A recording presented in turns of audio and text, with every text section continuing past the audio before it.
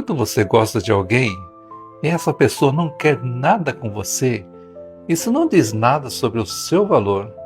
Na verdade, isso só diz uma coisa: aquela pessoa não é para você. Eu sei, dói.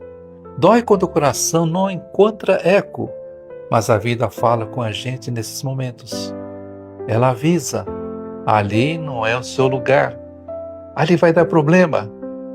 Ali não vai ser bem leve. Receber um não te diminui, te fortalece, te prepara, te direciona. Quem não desiste do amor sempre chega onde merece. E o amor certo, o amor certo não machuca, o amor certo constrói. Então respira. O que não era para ser, foi embora. Mas o que é seu, chega inteiro.